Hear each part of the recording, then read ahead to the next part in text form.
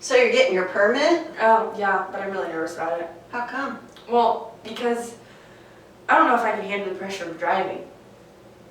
Why is that? I got in a car accident when I was a little kid, and I don't know if I can do it. Yeah. So the accident was pretty traumatic for you? Yeah, definitely. Yeah. Do you know much about trauma and how it works? Not really, no. Okay. Anyway, I have this little drawing I like to use as my trauma cheat sheet thing. This is a brain. I'm not an artist, obviously. But anyway, in your brain you develop pathways based on your experiences. So let's say you're going around through life and, problem happens, it feels kind of low, and then there's highs, lows, whatever, but ultimately things are resolved. So then you're going through life some more and you have another problem. You're like, oh, problem, I get that. Yeah, it kind of stinks, it's all whatever, it's a little up and down, but then it's resolved. Yeah. Then something intense happens, like, whoa, bad accident, right? So you're like, whoa, you get really flooded, you get really low, and you get really scared and overwhelmed. You don't even know if it's going to be resolved. So going back through life, but this is one time event, right? But you still have this old pathway in your brain now. Yeah. So in normal life though, you're at school, whatever, you're sticking on this pathway, but then something happens that reminds you and sets you on the other pathway. Like for you, the reminder is getting my license. Boom. So you feel all this stuff going on in your body, your mind's like, oh my gosh, car accident. Even though you're now a teenager, how old were you again? I was 10. Okay, you're not 10 years old, you are a teenager, it's a different time, it's a different life. People drive 500 million times, throughout their lifetime, getting very few accidents, so chances are very minimal. There's all these rational things that can keep you off this pathway, but yet, the little trigger has you going there. So first thing you want to know with trauma is to know that there's that pathway you're on. That's got nothing to do with the present. You getting in a car does not mean you're going to have a car accident. It's just this trick from that one pathway that's car from when you were 10.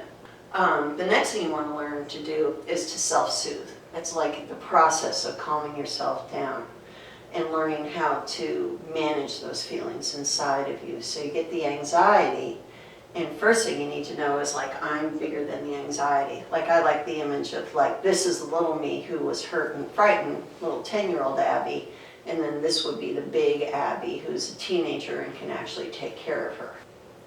Another way, if you're feeling like you're not big enough to protect yourself, is like you could use a belief or some kind of way that you get meaning out of life to help protect you. Like, do you have anything like that of your own? Yeah, I'm Christian. Okay, so maybe you can imagine Jesus. I'm a child of God, I'm sitting there safe in Jesus's arms, and Jesus is taking the wheel for me, or something like that to help you get through. Anything that gives you that sense of something bigger to take care of you. Another way was self-soothing, is just learning how to let feelings be in your body without always having to fix them. And they pass. It's like there was an Abby who was there when you're born, Abby will be there when you die. It's the same person, but all these feelings come and go, and they come and go in the course of a day. So you just learn that you can just kind of keep your feet on the ground, feel the earth beneath you, and let all this stuff roll through you, and it'll change. Anyway, that's self-soothing, and there's a lot of other tips you can learn about that. The last thing with trauma that you can do is talk to others about it. Like for you, what was the most intense part of the accident that you can remember? I don't know. It was all pretty intense. Yeah. What's it like when you try to think about it? I get scared, almost like I'm still there. Yeah.